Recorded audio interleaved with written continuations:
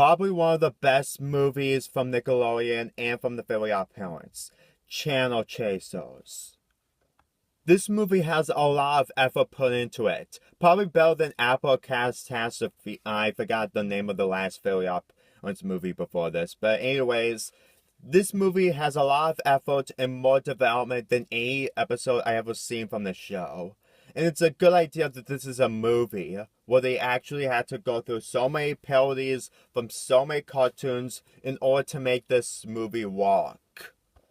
And the villain of this movie is Vicky. And yes, I really like how they execute Vicky in this movie. The fact that she gets her comeuppance at the end of the movie is just great. And it's really amazing how they have a twist at the end of the movie. But I'll get to that later. So after getting humiliated and getting punished by his parents and Vicky, who is also causing all the trouble, Timmy decides to move on his own in television. Because when you're at that long age, you just watch all the cartoons and live action sitcoms you watch during your free time. Well, mostly video games, but this is mostly about television. So anyway, this movie is basically about growing up and you have to move on some point of your life, especially using your fairies. Cosmo and Wanda shows Timmy about what's going to happen when the teenager gets older and older and they decide to move on, which means that the fairies decide to move on. A very good moral to show the kids, even though it's not going to happen in real life, but it looks very great of how they execute it for the characters. It may be disappointing for Timmy, but I just can't get over everything that happened in 2008 and onwards. I just want to live in the world where this show lasted from 2001 through 2006. I just want to live in that world. Please don't judge me. But he really wants to last his remaining of time of being a child with his godparents. And this movie really shows that Timmy really wants to try his best to go on his own and enjoy the wonders in television. All because he didn't get what he wants. I know that he needs to be responsible, but Vicky is the one who's causing all of the chaos in his life. So it really makes sense of why he wants to go on his own. What I really like about the old Fairly Odd Parents episodes is that they actually gave the characters some depth. Not being annoying and over the top, actual depth. This is why I really enjoy the characters so much instead of being very obnoxiously stupid and try way too hard to be hilarious. In this movie, it tries its hard to be more serious and you have to learn to grow up sooner or later. And that's what Timmy has to learn in this movie. And that's not all. Since Vicky is the villain of this movie, they had to really show how guilty Timmy's mom and dad are in this movie. Considering that they didn't even know that Vicky was responsible with all the chaos. And the fact that Vicky is completely psychotic. Almost at the end of the film, Tootie, who is Deep Toop in this movie, completely shows everything of what Vicky did in the past. Now, in my opinion, I really don't like Tootie that much, but he's very tolerable to say the least. I mean, she obviously has a crush on Timmy, and Timmy tries his hard to be nice, but doesn't want it to hurt her feelings. But what I really like about this movie is that she actually helps Timmy in this, and even though that Timmy doesn't know this, Timmy should at least pay her back.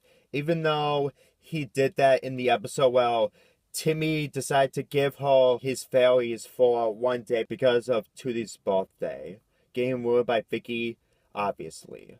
I really found this scene very entertaining and very unique, considering that we get to see a character who really loves someone and decides to help him after everything that Vicky did to him. And to her sister as well. And just so you know, Vicky is the sister of Tootie.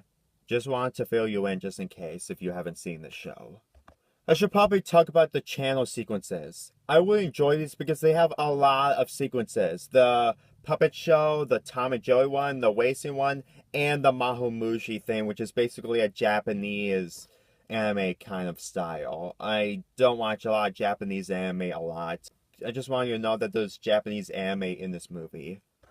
As much I really love these references, they may be a little short, and the Tom and Jerry one, I know that high violence doesn't allow on TV anymore, but I just found that completely unfunny, considering the fact that they have Wanda and Cosmo blocking the camera because of brutal violence.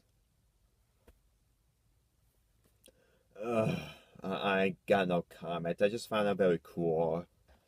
As for the ending of this movie, well, Timmy decides to have his old life back to normal. You know what? It really is understandable why they continued with this.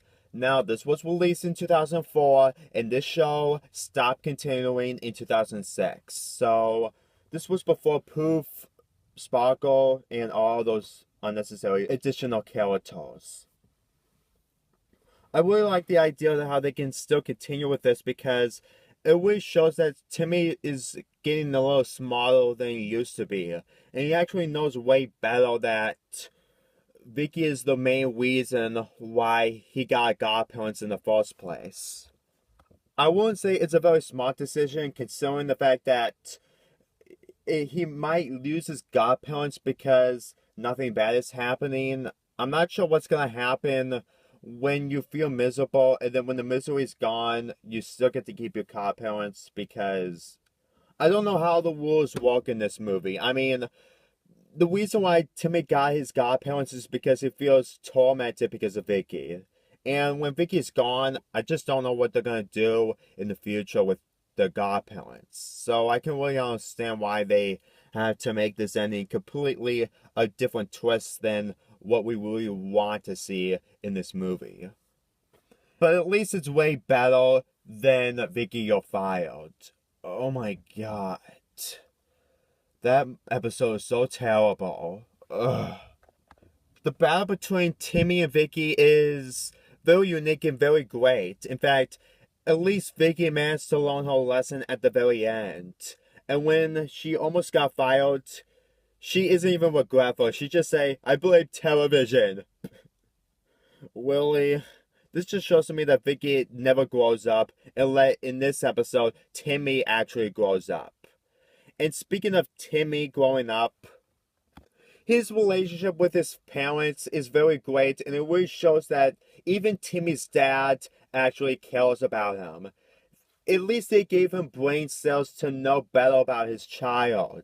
And that's what I really like about the parents in this movie. They actually feel regretful even though that Timmy wasn't responsible with all the disasters that he didn't cause in this movie and before this.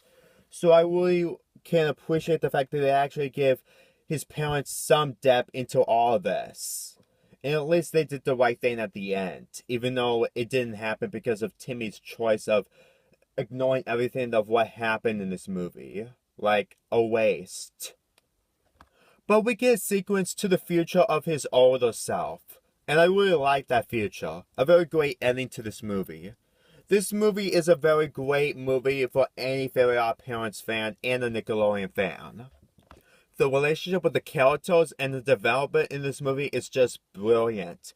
This is why the Fairly Odd Parents should be better off gone after 2006. This is why the Fairly Odd Parents should have never continued after 2006 because of all the effort they did before the disaster that was the seasonal wide era.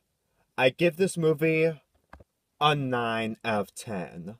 I'll see you next time, and when I come back, it's Halloween month.